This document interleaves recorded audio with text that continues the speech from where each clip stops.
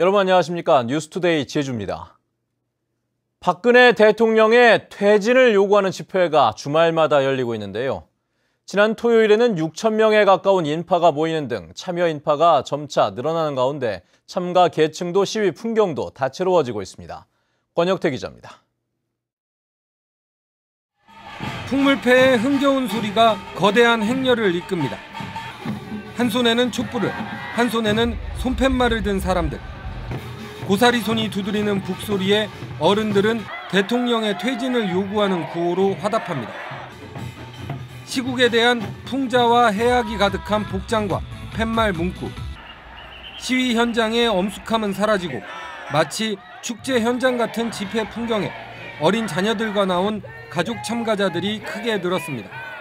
이제까지는 가만히 뉴스 방송만 보고 가만히 지켜보기만 했었는데 이제는 도저히 안 되겠다는 생각이 들어가지고 더 이상 우리가 가만히 있으면 정말 나라가 정말 제대로 굴러가지 않을 것 같은 걱정에 애들을 데리고 같이 나왔습니다. 새롭게 등장한 골목행진은 제주 촛불 집회의 상징이 됐습니다. 집에서 집회 행렬을 내다보는 아이들이 눈에 띄고 시민들은 이색적인 풍경을 사진으로 남깁니다. 활동가 중심의 집회의 발언권은 주부와 학생들로 다양한 계층으로 향하고 있습니다. 재밌고 두렵지도 않고 이렇게 당당하게 말할 수 있는 자리여서 좋은 것 같아요. 제주에서 5번째 열린 이번 촛불 집회에 참가한 도민은 6천 명. 집회 문화가 변화하는 가운데 참여 인원도 빠르게 늘고 있습니다. MBC 뉴스 권혁태입니다. 최근 초대형 그물로 고기를 싹쓸이하는 중국 범장망 어선들이 제주 바다에서 활개를 치고 있습니다. 우리나라에서는 허용되지 않는 조업 방식인데 치고 빠지는 게릴라식 조업으로 단속을 피하고 있다고 합니다. 김항섭 기자입니다.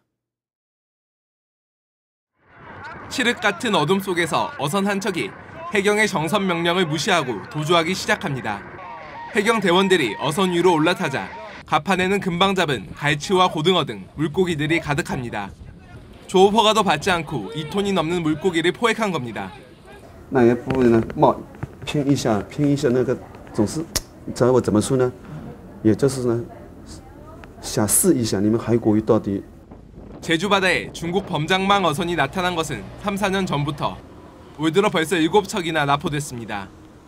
범장망 어선들은 주로 늦은 밤에 그물을 던져놓은 뒤 나중에 그물을 걷어가는 게릴라식 조업을 하고 있습니다. VPS, AIS 그걸 체크하고 있거든요. 그래 우리 한 10마일권 경비정 보면은 그때 바로 투망하고 아니면 양망해서 가버리기 때문에 좀 단속이 어려움이 있습니다. 범장망은 조류가 빠른 곳에 길이가 100m가 넘는 그물을 닫이로 고정해두고 지나가는 물고기 떼를 싹쓸이하는 어법입니다. 남획해버리게 되면 그 다음에 바다에 가입하는 자원량이 급격히 감소하게 됩니다. 자원량이 줄어들게 되면 어획 강도는 점차 강해지게 됩니다. 그에 따라서 점점 자원은 가입되는 양이 줄어들게 됩니다. 중국 어선들이 소중한 해양 자원을 고갈시키는 것은 물론 제주 어민들의 생계까지 위협하고 있습니다. MBC 뉴스 김항섭입니다.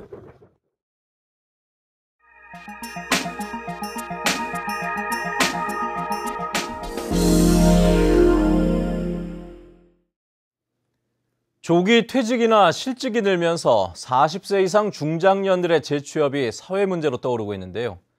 가뜩이나 청년 실업도 심각한 가운데 중장년들이 다시 일자리를 얻기가 쉽지 않아 청년 취업 못지않게 중장년들에 대한 취업 대책도 필요해 보입니다. 대전 MBC 서주석 기자입니다.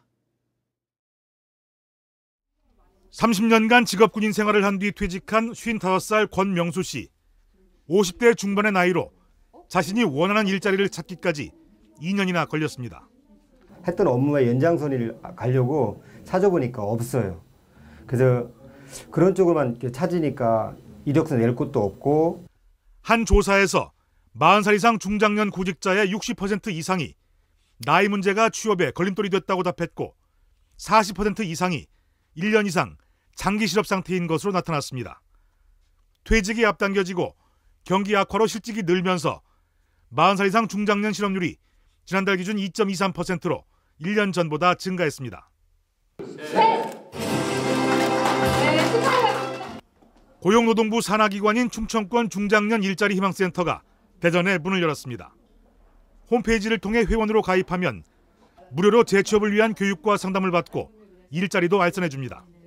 퇴직 연령에 비해서 일하고자 하는 그 신체 연령 굉장히 젊지 않습니까? 그래서 이 20년, 30년 더 일을 하셔야 되니까 이런 일을 저희들이 심리 상담이라든가 구직 활동이 가능한 40살 이상 경제활동 인구가 충청권에만 188만 명에 이릅니다.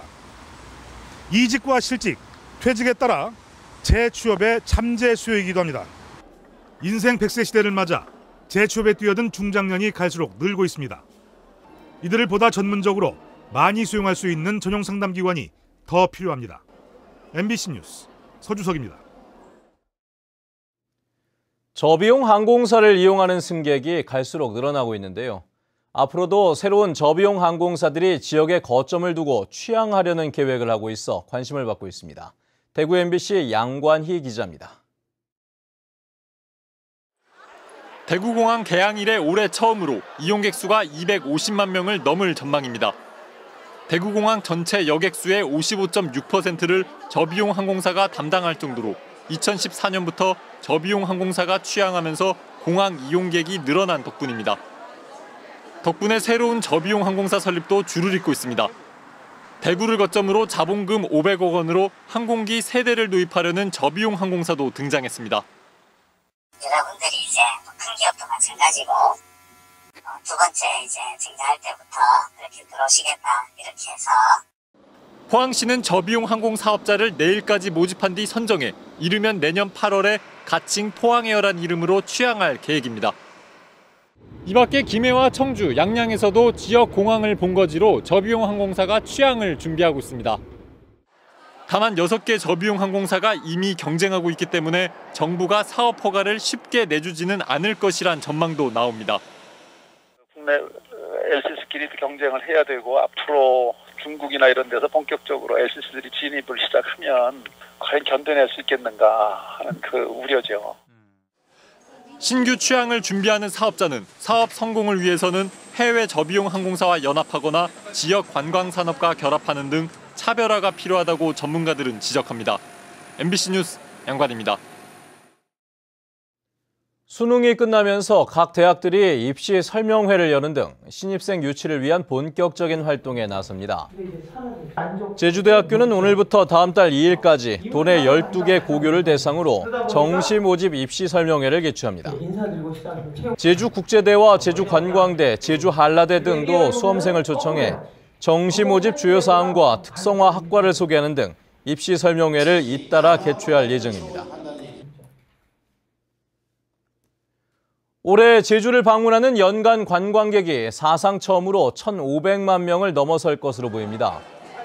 제주도 관광협회에 따르면 올해 제주를 찾은 관광객은 어제까지 1,426만 명으로 지난해 같은 기간보다 17% 증가했습니다. 한 달 100만 명이 제주를 찾는 추세를 고려하면 연말인 다음 달까지는 1,500만 명을 돌파할 것으로 보입니다. 한편 지난해 제주를 찾은 관광객은 1,366만 명을 기록했습니다.